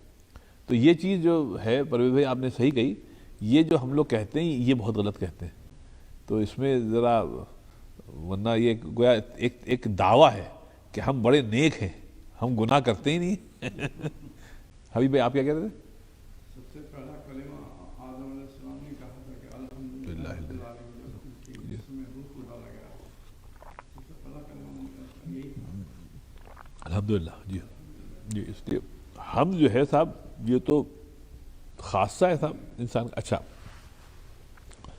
اب یہاں پہ فرماتے ہیں ابن قیم کہتے ہیں، اب دیکھو ایک فرق دیکھو، کہتے ہیں ان الشکر اعم من جہت انواعہ و اسبابہ و اخص من جہت مدلہ والحمد عام من جہت المتعلقات و اخص من جہت الاسباب۔ تھوڑا فلسفیانہ بات ہے لیکن اس کو آسان طریقے سے دیکھیے گا کہ شکر جو ہے اللہ کا شکر ادا کرنا، یہ اصل میں لنکڈ ہے اسباب سے۔ اسباب ہوں گے تو انسان شکر ادا کرتا ہے، اگر اسباب نہیں ہیں تو آدمی شکر کی طرف جاتا ہی نہیں، ذہن جائے گا ہی نہیں آپ کا۔ اور لیکن کہنے اور ایک طریقے سے شکر جو ہے خاص بھی ہے، تو ایک طریقے سے عام ہے اور ایک طریقے سے خاص ہے۔ ابھی اس کو سنیے گا۔ اور حمد جو ہے، حمد کیا ہے؟ وہ عام ہے متعلقات سے، سنیے گا، اور خاص ہے اسباب کی وجہ سے۔ اب یہ اس کا مطلب کیا ہوا؟ اب کہنے معنی ہادہ، کہنے اس کا معنی ہی ہے، سنیے آپ، کہنے شکر جو ہے، شکر یہ ہوتا ہے قلب سے، شکر کا داعیہ پیدا ہوتا ہے دل میں، رائٹ؟ خضوعاً و استقانت، خشوعاً و استقانت۔ تو آدمی جب کسی نعمت کو ایکسپیرینس کرتا ہے نا آپ، تو ایک اچھی فیلنگ پیدا ہوتی ہے دل میں، تو کہتے ہیں اس کے بعد انسان خود بخود اللہ کے آگے جھکتا ہے کہ یار کس نے دیے مجھ کو، اللہ نے دی ہے تو خود بخود داعیہ پیدا ہوتا ہے کہ اس کے آگے جھکا جائے، رائٹ، اور زبان سے اس کی ثنا بیان کی جائے، رائٹ، اور پھر سب سے بڑی بات ہے کہ اس کا اعتراف کریں، جس نے یہ نعمت دی نا اس کا اعتراف کریں، اس کو ڈیلیٹ مت کریں۔ آج کل دنیا میں ڈیلیشن چل رہا ہے، پوری زندگی کو انجوائے کر رہا ہوں لیکن گاڈ کا کہیں نام ہی نہیں ہے، اس کا نام رکھ دیا نیچر، مدر نیچر، ہاں جی، لک، مدر نیچر، پتہ نہیں کیا کیا نام۔ اللہ کے نام کو غائب کرنے کے چکر میں مدر نیچر آ گیا سب، عام طور پہ امریکہ میں ہم نے دیکھا مدر نیچر۔ اب جیسے ہریکین آتا ہے جب فلوریڈا میں تو یہ نہیں کہتے گاڈ، یہ کہتے ہیں مدر نیچر۔ عجیب بیوقوفی بات ہے، یہ مدر نیچر کیا چیز ہے بھائی؟ تو اس کو کہتے ہیں اعترافاً، آپ ایکنالج کریں، اعتراف کریں کہ یہ نعمت جو ہے یہ ہم نے نہیں بنائی ہے، یہ نعمت اللہ تعالیٰ نے دی ہے۔ اسی کو اللہ تعالیٰ فرمایا ہے، بابا نے سوال کیا نا فَبِأَيِّ آلَاءِ رَبِّكُمَا تُكَذِّبَانِ، یہی مدر نیچر کا مسئلہ ہے۔ تم اچھا کن کن نعمتوں کو تم جھٹلاؤ گے، تم کہتے یہ ہم نے نہیں دی ہے، ہم نے نہیں دی ہے، مدر نیچر نے دی ہے۔ اب یہ مدر نیچر کیا چیز ہوتی ہے؟ اللہ تعالیٰ فرمایا فَبِأَيِّ آلَاءِ رَبِّكُمَا تُكَذِّبَانِ۔ تو اللہ فرمایا اعترافاً، اعتراف تو کرو کہ یہ ہم نے دیا۔ وَبِالْجَوَارِحِ طَاعَةً وَانْقِيَادًا، اور پھر اپنے جسم کو استعمال کرو اللہ تعالیٰ کی اطاعت میں۔ تو پچھلے ویک گیا تھا نا کہ 5 چیزیں ہوتی ہیں صاحب شکر میں، 5 چیزیں، رائٹ۔ پہلی چیز کیا چیز ہے صاحب؟ دل سے آپ جھکیں، شکر کے لیے آپ کو دل سے جھکنا پڑے گا، اس کے علاوہ کوئی چارہ کار نہیں ہے۔ اور پھر دوسرے کیا ہے؟ زبان سے حمد و ثنا بیان کریں۔ پھر یہ ہے کہ صاحب آپ اعتراف کریں اس بات کا، رائٹ۔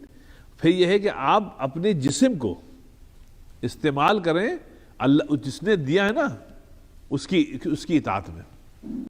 اچھا اب دیکھیے، لیکن اس کا متعلق یہ کنیکٹڈ کاہے سے؟ شکر کنیکٹڈ ہے کاہے سے؟ نعمت سے۔ شکر میں ایک بڑی پرابلم تو نہیں کہیں گے، ایک بہت بڑی وجہ شکر یہ ہے، وہ نعمت کا وجود ہے۔ نعمت نہیں ہوگی تو آدمی شکر ادا نہیں کرے گا۔ تو یہ ہے دون الاوصاف ذاتیہ۔ اچھا اس میں کیا ہے کہ صاحب شکر کے لیے کوئی اوصاف ذاتی نہیں ہوتے ہیں، مطلب یہ ہے کہ جو منعم ہے اللہ تعالیٰ، جب اللہ تعالیٰ نعمت دے رہا ہے تو انسان شکر ادا کر رہا ہے۔ اب تو مطلب یہ ہوا کہ شکر آدمی ایسے ہی نہیں ادا کرتا، اس کے لیے نعمت کا وجود ضروری ہوتا ہے، تو یہ کنیکشن ہوتا ہے اس کا۔ اچھا اب حمد میں کیا ہوتا ہے؟ حمد میں یہ ہوتا ہے کہ صاحب آپ کے پاس کچھ ہے یا نہیں ہے، آپ مصیبت میں بھی ہیں پھر بھی حمد اللہ تعالیٰ کی بیان کریں گے، کیونکہ یہ ہم لوگ حمد کا سزاوار اللہ ہی ہے۔ سزاوار سے مطلب یہ حمد کا حق صرف اللہ تعالیٰ کو۔ اب جس حال میں رکھے آپ کریں، شکر کے لیے یہ بات نہیں ہے، شکر کے لیے نعمت کا وجود ضروری ہے۔ اچھا پھر تیسری بات میں ہے کہ محمود، جو حمد جس کے آپ بیان کریں گے وہ محمود ہوا، یعنی اللہ تعالیٰ۔ اب کہیں اللہ تعالیٰ خود محمود ہے، تو اس کے بعد جب اللہ تعالیٰ محمود ہے تو اب کسی اور کی حمد نہیں ہوگی، آپ سے اب صرف و صرف اللہ کی حمد ہوگی۔ اسی لیے آپ نے مجھ کو کوئی فیور کیا، ہم کہہ رہے ہیں شکریہ آپ کا، ہم یہ نہیں کہیں گے تمام تعریفیں آپ کی ہیں all praise belong to you، یہ نہیں ہوگا۔ آپ ہم کو کوئی فیور کریں گے، آپ نے چائے پلا دی، ہم کہیں گے بھائی آپ کو شکریہ جزاک اللہ خیر، لیکن ہم یہ نہیں کہیں گے ذکی بھائی all praise belong to you، نہیں، یہ نہیں ہوگا۔ اگر آپ نے بریانی بھی کھلا دی اگلے ہفتے پھر بھی ہم یہ نہیں کہیں گے، ہم آپ کا شکریہ ادا کریں جزاک اللہ ہی کہیں گے، لیکن یہ کہہ رہے ہیں محمود کیا ہے؟ محمود اللہ تعالیٰ ہے. اب وہ کہہ رہے ہیں کچھ ہو آپ کے ساتھ، یعنی جیسے آپ نے بھی عرض کیا ہم زندہ ہیں نا، رائٹ، اس کے لیے حمد ہم بیان کریں گے اللہ تعالیٰ کی. ہماری جیسی آنکھ کھلے گی ہم صبح کیا کہیں گے؟ الحمدللہ الذی احیانا بعد ما اماتنا والیہ النشور. رات کو ہم سونے پہ گئے پھر ہم نے، تو حمد جو ہے، حمد بس اللہ تعالیٰ کی ذات کے ساتھ لنکڈ ہے. شکر کیا ہے؟ نعمت کے ساتھ لنکڈ ہے. تو اب حمد کیا ہے؟ حمد بڑی چیز ہے شکر سے. حمد جو ہے وہ بہت بڑی چیز ہے، شکر ہے، کیونکہ شکر کے لیے نعمت کا وجود ضروری ہے، حمد کے لیے نعمت کا ضروری نہیں ہے. بس اللہ تعالیٰ ہے تو اللہ تعالیٰ ہی کی بڑائی بیان کریں گے، چاہے جس حال میں رکھے، ہم کو فقیر رکھے، ہم کو بیمار رکھے، نعوذ باللہ کرپلڈ ہو جائے کوئی آدمی بیچارہ بستر پر پڑا ہوا ہے، اس وقت بھی حمد اللہ تعالیٰ کی ہے. جو آدمی کرپلڈ ہو گیا تو شکر نہیں ادا کرے گا اللہ تعالیٰ، آپ نے ہم کو کرپلڈ کر دیا تو ہم آپ کو شکر ادا کرنے نہیں، حمد بیان کریں گے اللہ تعالیٰ بس جس حال میں رکھیں آپ ہی کی حمد ہے. اچھا یہ ہو گیا. اچھا پھر ایک بات کریں، اب کہہ رہے ہیں جہاں تک عمل کا تعلق ہے، اب سنیے آپ بڑی عمدہ بات ہے، انہیں جہاں تک عمل کا تعلق ہے فإن الشکر یقع بالجوارح. شکر جو ہے وہ اس کا اظہار ہوتا ہے جوارح سے، آپ کے بدن سے، یعنی اعمال سے.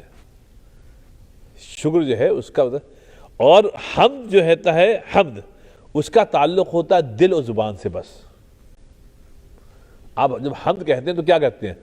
زبانی تو ہلاتے ہیں، ہاں اس کا اعتراف دل میں ہوتا ہے.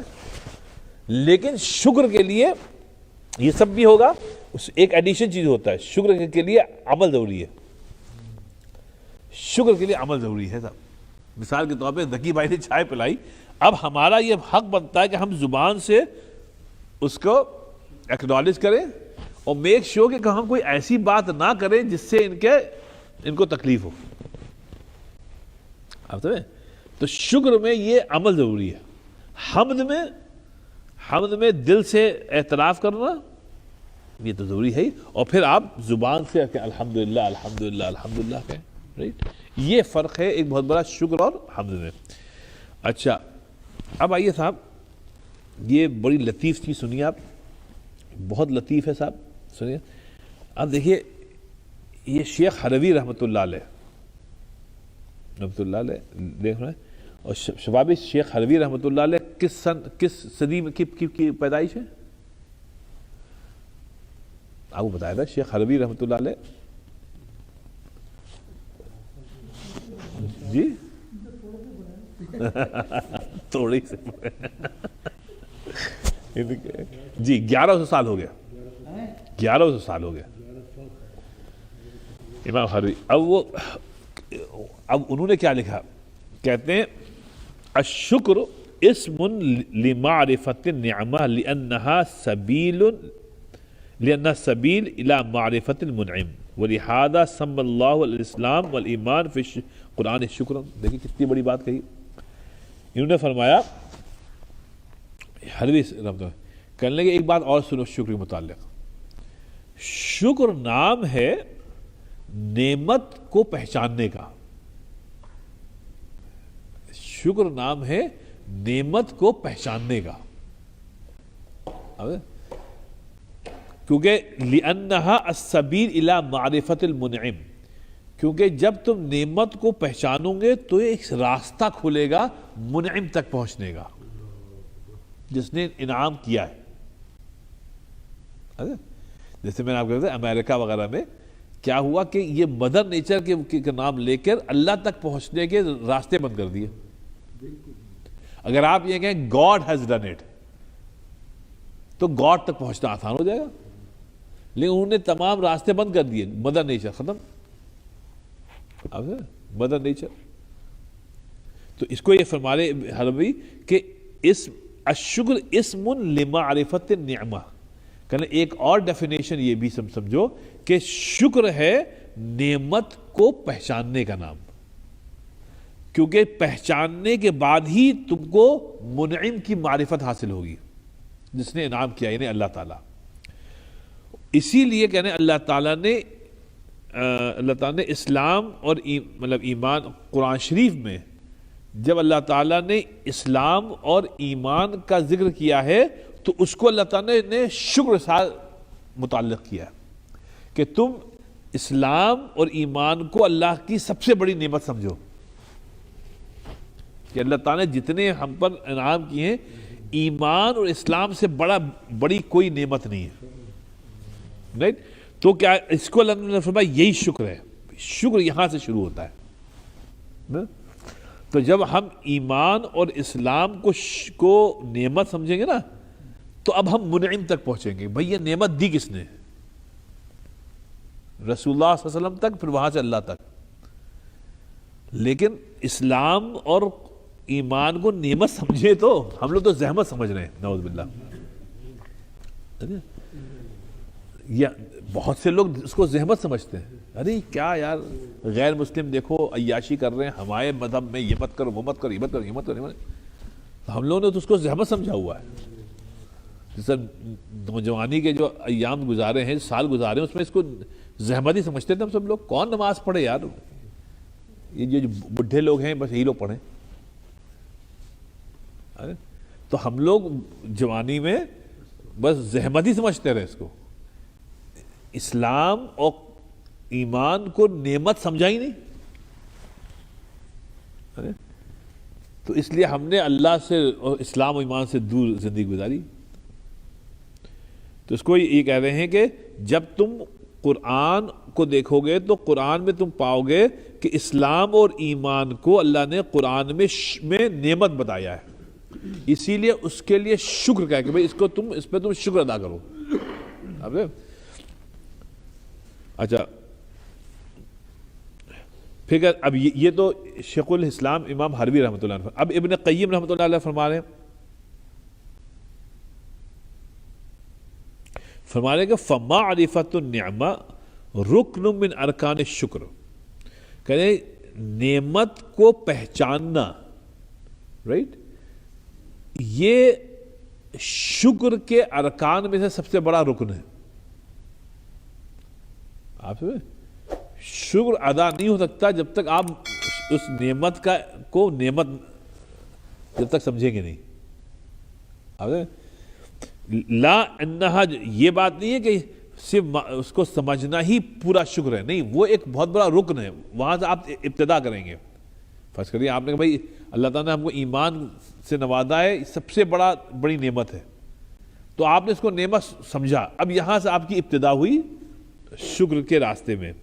کما تقدم انہ الاعتراف بها والثناء بها والخضوع له ومحبت والعمل بما لیکن لما كان معرفة رکن الشکر العظم الذي يستحيل وجود الشکر بدونه جعل احدها اسما للآخر. اب وہ فرما رہے ہیں کہ دیکھو نعمت کا، پھر وہ کہہ رہے ہیں نعمت کو نعمت سمجھنا یہ بہت بڑی بات ہے. کہنے لگے تم شکر نہیں ادا کر سکتے، اللہ کی حمد و ثنا نہیں بیان کر سکتے، تم اللہ تعالیٰ سے محبت نہیں کر سکتے، محبت نہیں کر سکتے جب تک نعمتوں کو نعمت تصور نہیں کرو گے. دیکھیں وہ کہہ رہے ہیں تم محبت ہو ہی نہیں سکتی. میں ایک مثال دوں، والدین کو نعمت سمجھنا، والدین کا وجود نعمت سمجھنا، زحمت نہیں سمجھنا. رائٹ؟ جب یہ آپ اس کو نعمت کو سمجھیں گے تب آپ ان کی قدر کریں گے. پھر آپ کہیں گے رب ارحمہما کما ربیانی صغیرا. رائٹ؟ اور تب آپ محبت کریں گے جب والدین کو آپ نعمت سمجھیں گے، محبت تب ہوگی ان سے. اگر نعوذ باللہ ہم کہیں گے یار یہ تو بار ہیں، برڈن ہے ہمارے اوپر، یار یہ تو بوڑھے ہو گئے، کیا کریں، ان کو اولڈ ہومز میں جا کے ڈالا ہے، تو یہ جو ہے صاحب یہ تو زحمت، تو پھر آپ کو محبت نہیں ہوگی ان سے. اچھا کہنے لِأَنَّهُ سَبِيلٌ إِلَى مَعْرِفَةِ الْمُنْعِمِ، کہنے یعنی أَنَّهُ إِذَا عَرِفَ النِّعْمَةَ تُوصَلْ بِمَعْرِفَتِهَا إِلَى مَعْرِفَةِ الْمُنْعِمِ بِهَا. کہنے اب جو نیکسٹ سٹیپ ہوتا ہے وہ یہ ہوتا ہے منعم تک پہنچنا، جس نے نعمت دی ہے. کہتے ہیں کہ جب تم نے نعمت کو نعمت سمجھ لیا نا، بس اب انشاءاللہ تم کو منعم کی حقیقت بھی آشکارا ہو جائے گی. صاحب وہ خواجہ میر درد کا ایک شعر یاد آیا، انہوں نے اسی اللہ تعالیٰ کے حمد و ثنا میں بہترین شعر کہا خواجہ میر درد نے. کہتے ہیں ارض و سما کہاں تیری وسعت کو پا سکے. کہتے ہیں ارض و سما کہاں تیری وسعت کو پا سکے، ارے وہ میرا دل ہی ہے جہاں تو سما سکے. کہاں ارض و سما، کہاں اتنا چھوٹا سا دل، کہنے لگے یہ آپ کو نہیں پا سکتے، وہ میرا دل ہی ہے جو ارض و سما کہاں تیری وسعت کو پا سکے، ارے وہ میرا دل ہی ہے جہاں تو سما سکے. تو یہ ہے صاحب انسان جو بشر ہے اس کا یہ مقام ہے. اس لیے خواجہ میر درد کو پڑھا کریے، یہ میر تقی میر سے بھی پہلے کے ہیں، یہ بہت بڑے شاعر ہیں خواجہ میر درد.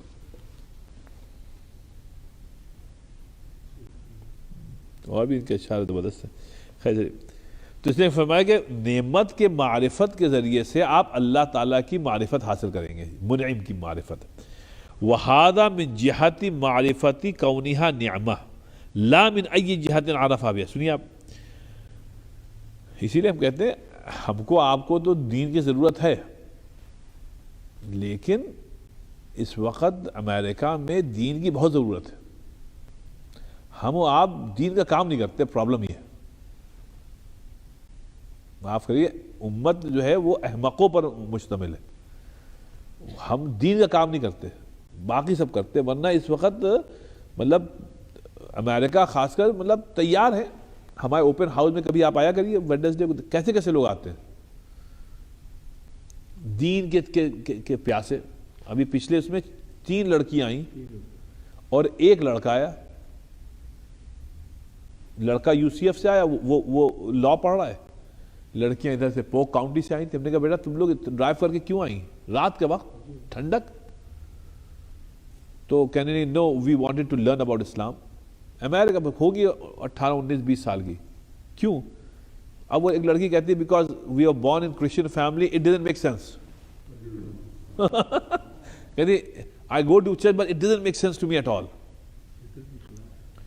وہ کہہ رہی ہے کہ میری ہائی اسکول میں، یہ ہائی اسکول جس پوک کاؤنٹی میں، کہہ رہی ہے ایک مسلمان لڑکی تھی، وہ ہم کو بڑی اچھی لگتی تھی، اس کی باتیں بڑی اچھی لگتی تھی. تو اس میں سے ایک لڑکی نے کہا پھر میں نے جا کر یوٹیوب کے اوپر اسلام کو ٹائپ کیا اور سننا شروع کی کچھ سپیچز. کہنے آئی واز فیسینیٹڈ. تو میں نے اپنی دونوں دوستوں سے کہا کہ دیکھو اسلام یہ ہے. تو انہوں نے کہا چلو کہیں جائیں اور سیکھیں. اب وہ 19 20 21 سال کی لڑکیاں کیا سمجھ ہوگی. اور وہاں سے ڈرائیو، پھر انہوں نے گوگل پہ سرچ کیا تو الحمدللہ اپنا سب سے قریب اسلامک سینٹر کو لگا. الحمدللہ انہوں نے دیکھا یہاں اوپن ہاؤس بھی ہوتا ہے. اب وہ کہہ رہی تھی ہم لوگ جھجک رہے تھے، ہم لوگ مطلب کیونکہ مسلمانوں کے پاس جا رہے ہیں اور مسجد جا رہے ہیں. رات کو وہ آدھا گھنٹہ 40 منٹ ڈرائیو کر کے آئیں اور پھر بیٹھی اور 1-1.5 گھنٹہ ادھر. یہ لڑکا کیا نام ہے، یہ UCM میں پڑھتا تھا، وہاں سے ختم کر لیا اس نے. اب وہ لا پڑھ رہا ہے بیری یونیورسٹی میں. تو اس نے کہا بھائی ہم اس لیے انٹرسٹڈ ہوئے کہ ہمارے 2-3 دوست تھے UCF میں جو مسلمان، اور انہیں ہم کو بتایا اسلام کیا ہے. اور ایک رمضان میں، پچھلے رمضان میں تو ہم نے ان کے ساتھ 2-3 روزے بھی رکھے. اب یہ ہوگا 23-40 سال کا وائٹ بوائے. تو کہا ہم کو بتاؤ اسلام کیا ہے. تو 1-1.5 گھنٹہ جو بھی ہم نے ان کے ساتھ وقت صرف کیا، ان کو اسلام بتایا. تو چلتے وقت لڑکا پوچھتا تھا یہ بتائیے اسلام کو قبول کرنے کے لیے کیا کرنا پڑتا ہے. ہم نے بیٹا یہ کرنا پڑتا ہے. اچھا ٹھیک ہے. تو عشاء کا وقت ہو گیا، ہم نے کہا چلو عشاء کریں. تو آیا, اس نے نماز دیکھی, سب دیکھا. تو میں یہ سوچ رہا تھا, چونکہ ہر ویک ہوتا ہے الحمدللہ اوپن ہاؤس, آج ہم لوگ کا وہاں پہ کیا نام ہے پونسیانہ, ابھی ہم 10 بجے وہاں جائیں گے. وہ کیا ہے, ہم یہ دیکھتے ہیں کہ سب سے بڑا جو گناہ ہم لوگوں نے کیا ہے وہ اسلام کو کی دعوت نہ دینے سے کیا ہے. دیکھیے, اسلام کی دعوت دینے کے لیے علم کی ضرورت نہیں ہے. اسلام کی دعوت دینے کے لیے صرف 2 چیزوں کی ضرورت ہے, محبت اور جرأت. محبت اور جرأت 2 چیزیں چاہیے. اگر آپ کو محبت نہیں ہے انسانیت سے, آپ دعوت کا کام نہیں کر سکتے. محبت ہونی چاہیے, اور یہ جرأت ہونی چاہیے, آپ میں بولڈنس ہونی چاہیے کہ ہاں ہم جا کے بات کریں گے, بس اس کی ضرورت ہے. بس جو لوگ دعوت کا کام نہیں کرتے ان کو انسانیت سے محبت نہیں ہے. کیونکہ آپ یہ کیسے سمجھ سکتے ہیں کہ یہ لوگ جہنم میں جائیں اور پھر بھی آپ کے ہم کو ان سے محبت ہے؟ نہیں, اگر آپ کو محبت ہے تو آپ چاہیں گے کہ یہ لوگ بھی جنت میں جائیں. آپ دیکھیں ہندوستان میں یہی تو مسئلہ ہوا اس وقت, جو وہاں یہ سب چل رہا ہے مسلمانوں کو 3rd کلاس سٹیزن بنانے کا, سی اے, اور اس کی وجہ یہ ہے کہ ہم لوگ 1300 سال سے وہاں ہیں, دعوت کا کام نہیں کیا, اللہ ایک چند بزرگوں نے کیا. بس ہم لوگ یہی کہتے ہیں کہ ابھی ہم لوگ بہت کمزور ہیں, ابھی ہم لوگ بہت کمزور ہیں, ابھی ہم بہت کمزور ہیں. پتہ نہیں یہ کہاں سے اس فلسفہ آ گیا کمزوری کا. اور جب ہم لوگ اللہ کے ولی اور قطب اور صحابہ کرام جیسے بن جائیں گے تب ہم دعوت کا کام کریں گے. اس فلسفے نے کیا کیا کہ دعوت کا کام ہی ختم کر دیا.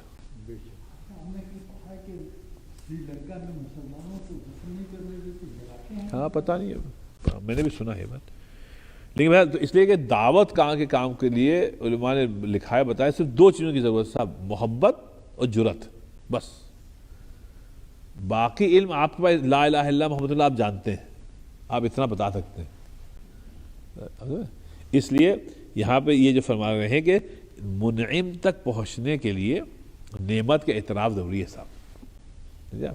اور دنیا جو ہے منعم تک نہیں پہنچ رہی ہے کہ وہ ان چیزوں کو اپنا حق سمجھ رہی ہے. اور ہم دیکھ پچھلے ویک گیا تھا نا, جتنی نعمتیں ہیں ان پر ہمارا حق نہیں ہے. حق, صحت حق نہیں ہے, کھانا حق نہیں ہے, یہ اللہ تعالیٰ کی نعمت ہے. تو اس کو بس اتنا ہی رکھیے, آج لمبا ہو گیا, ابھی 1 صفحہ نہیں ہوا ابھی, لیکن ہے بہت, مجھ کو سب پڑھ کے بڑا مزہ آیا تھا. اس میں ابھی انہیں معانی شکر 3 اشیاء, اس میں کیا ہے, اور نا جی ابھی انہیں پھر یہ درجات الشکر. جی میں کہتا ہوں صاحب, بعض لوگ اللہ تعالیٰ نے کیا پیدا کر دیا. اس میں ابن قیم رحمۃ اللہ علیہ جنہوں نے کتاب لکھی, اب کوئی 58 59 کتنے سال میں انتقال ہو گیا تھا, وہ کیا کیا کتابیں انہوں نے لکھی ہیں سمجھ میں نہیں آتا ہے. مطلب جتنا ہم ابن قیم رحمۃ اللہ پڑھتے ہیں اتنے ہم ان کے عاشق ہوتے آتے ہیں. آپ دیکھیے, اگر آپ پاس ٹائم ہے دیکھیے ان کی کتابیں, دیکھیے جلدی سے آپ کتابوں کی فہرست دیکھیے, اور آپ دیکھیے 60 سال کے بھی نہیں تھے جب انتقال ہو گیا. کیا برکت تھی ان کے وقت میں. ہم لوگ کے دیکھیے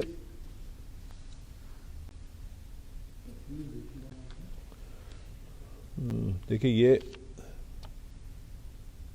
ولید شیخ الاسلام سے نا, اچھا دیکھیے اس میں جو ہے 49 کتابوں کا تذکرہ ہے.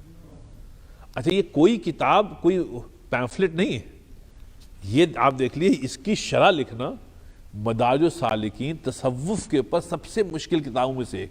اس کی ایسی لازوال شرح لکھی ہے کہ اس کتاب میں جان پڑ گئی. اور یہ سنار کا کام ہے, لوہار کا نہیں ہے.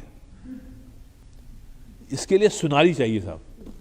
اتنی دقیق کتاب, کوئی ایسی سا شرح لکھنا کہ کمال ہے صاحب.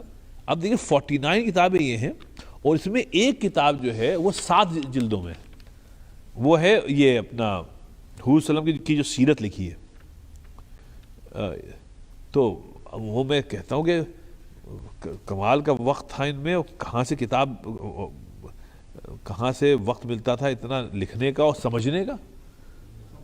بس بھائی پڑھا ہوگا، سمجھا ہوگا، تدبر کیا ہوگا، تفکر کیا ہوگا، لکھا، کیسے ہوتے تھے سب؟ تو یہ ان کے تقویٰ تھا. یہ جو وہ ہے جی کہ اللہ تعالیٰ کے معجزے، جی جی جی جی ایک تو یہ کہ ان کو ابن تیمیہ جیسے وہ مل گیا. جی پھر وہ قدرتی طور پہ ان کو یہ سارا آپ کے وہ پردادا جی مولانا عبدالحی صاحب. جی جی مولانا جی عبدالحی، جی وہ دیکھ لیں، وہ ایک معجزہ ہے. بہت جی جی جی تھوڑی سی عمر اور جی جی جی جی جی یہ کیسا عجیب و غریب ہے اللہ تعالیٰ کا. ہم لوگ ان کی کتابیں پڑھ ہی لیں وہ بہت بڑی بات ہے. پڑھ ہی لیں. ابھی تو صاحب جو دور چل رہا ہے اس میں تو کم لوگ ہیں، بہت کم لوگ ہوں گے، دال میں نمک کے برابر ہیں جو ان کتابوں کو سیکھنا چاہتے ہیں، پڑھنا چاہتے ہیں. علی العموم جو ہے وہ فلموں میں لگے ہوئے ہیں، عیاشی میں لگے ہوئے ہیں. تو اس وجہ سے جو ہے ہمارے ایک جد امجد تھے رحمۃ اللہ علیہ، مولانا ولی اللہ صاحب، ان کا انتقال ہوا 1840 میں. تو وہ ہمارے خاندان میں پہلے بزرگ ہیں جنہوں نے مکمل تفسیر قرآن لکھی. تو وہ 4680 صفحات پر ہے، 680 صفحات پر آج تک مخطوطہ ہے، مینوسکرپٹ ہے. جب پاکستان بن رہا تھا تو جو ہمارا آدھا خاندان پاکستان چلا گیا، تو اس وقت کے ہمارے جو خاندان کے بزرگ تھے مولانا جمال میاں رحمۃ اللہ علیہ، انہوں نے ایک بڑا اچھا کام کیا. انہوں نے کہا جو مخطوطات تھے، خاندانی مخطوطات، وہ انہوں نے علی گڑھ مسلم یونیورسٹی کو دے دیے. تو علی گڑھ مسلم یونیورسٹی میں جو لائبریری ہے مولانا آزاد لائبریری، اس کے مخطوطات سیکشن میں یہ کتاب موجود ہے، لیکن آج تک مخطوطہ ہے. اب ہے وہ فارسی میں. تو اس پہ کچھ مقالے کچھ لوگوں نے ریسرچ کی ہے. تو ایک ہے صاحب ڈاکٹر سعود، پروفیسر سعود قاسمی، جو علی گڑھ میں پروفیسر تھے، ابھی ریٹائر ہوئے. انہوں نے اس کے اوپر ایک مقالہ لکھا. ہم لوگوں نے 6-7 سال پہلے لکھنؤ میں ایک کانفرنس کی تھی علماء فرنگی محل کی خدمات کر کے. اس پہ انہوں نے آ کر یہ مقالہ پڑھا. تو میں بچپنے سے اس تفسیر کا نام سنتا چلا آیا تھا. تو یہ بڑی خواہش تھی کہ کبھی اس کو چھپوایا جائے، کچھ کام کیا جائے. وہ ہو ہی نہیں پا رہا. جیسے جب جو کوشش کی کوئی نہ کوئی ہرڈل آ گئی. لیکن ابھی میں نے پرسوں میں نے سوچا میاں پتہ نہیں کب یہ کرونا وائرس بھی چل رہا ہے، کبھی کہیں اس میں ہم بھی نہ نکلنے یا کیا ہو جائے زندگی وہ ٹھیک. تو دعا کریے. ہم نے علی گڑھ مسلم یونیورسٹی بات کرنے، بھائی اس کی ہم کو فوٹو کاپی کرا دیں، اس میں جو پیسے ہوں گے ہم دے دیں گے. تو دعا کریے وہ ہو جائے. 7 جلدوں میں ہے. اور بھائی میں نے پڑھا نہیں ہے. ہمارے جو بزرگ تھے مولانا عبدالحی صاحب رحمۃ اللہ علیہ، وہ علماء فرنگی محل میں سب سے زیادہ مولانا ولی اللہ صاحب کی کتابیں پڑھتے تھے. اور بہت انہوں نے تفسیر ان کی نظر سے یہ گزری ہے، اور اس پر بڑی اس کی تعریف کی ہے. تو ان کی تعریف بھی بتا دی کہ بڑی زبردست کتاب تفسیر ہوگی. لیکن ایک کام ہے، ہم نے کہا یہ ہو جائے تو اچھا ہے. شاید کوئی نئی چیزیں دنیا کے سامنے آئے، یا جو بھی پڑھنا چاہے. تو دعا کریے یہ ہو جائے. پتہ نہیں اس کو اگر آج کام شروع کریں گے، ابھی تو فوٹو کاپی ہونی ہے، اس کے بعد پھر اس کا فارسی سے اردو ترجمہ ہونا ہے، پھر اس پہ اس کی کچھ تنقیحات ہوگی، کچھ ایڈیٹنگ ہوگی. تو یہ بہت لمبا کام ہے. لیکن بہرحال قرآن شریف کے بعد جو بھی کام ہو جائے صاحب بہت بڑا کام ہے، بہت بڑا کام ہے. لیکن یہ بڑے بزرگ تھے، پرانے لوگ بڑے زبردست تھے صاحب. ہم لوگ سمجھتے ہیں پرانے لے تھے. ایک شعر ہے صاحب کے کہتے ہیں جو بادہ کش تھے پرانے جو بادہ کش تھے پرانے سب اٹھتے جاتے ہیں. جو بادہ کش تھے پرانے سب اٹھتے جاتے ہیں. کہیں سے آب بقائے دوام لا ساقی کہیں سے آب بقائے دوام لا ساقی، بادہ کش تھے جو پرانے سب اٹھتے آتے ہیں. کہیں سے آب بقائے دوام لا ساقی، تو صاحب یہ جتنے پرانے تھے اٹھ گئے، لیکن ان میں سے جو اکثر تھے وہ بڑے زبردست لوگ تھے صاحب. اللہ تعالیٰ ان کی کتابیں پڑھنے کی توفیق دے. بس چلے صاحب دعا فرمانے. ربنا آتنا فی الدنیا حسنہ وفی الآخرۃ حسنہ وقنا عذاب النار. اللہ تعالیٰ ہم سب کے جمع ہونے کو قبول فرما. اللہ تعالیٰ جو کچھ پڑھا گیا ہے اللہ تعالیٰ اس کو سمجھنے، اس پہ عمل کرنے کی توفیق عطا فرما. اللہ تعالیٰ جو لوگ ہم میں بیمار ہیں اللہ تعالیٰ سب کو شفا عطا فرما. اور اللہ تعالیٰ جو حاجت مند ہیں ان کی حاجتوں کو پورا فرما. اور اللہ تعالیٰ ہم سب کو ایمان اور اسلام کی دولت سے مالا مال فرما. ہمارے بچوں کو ایمان اور اسلام کی دولت سے مالا مال فرما. ہم سب کے والدین کی مغفرت فرما. ہم سب کے اساتذہ کے درجات کو بلند فرما. تعالیٰ ہم سب کا خاتمہ جو ہے وہ ایمان پہ فرما. سبحان ربک رب العزت عما یصفون وسلام علی المرسلین الحمد للہ.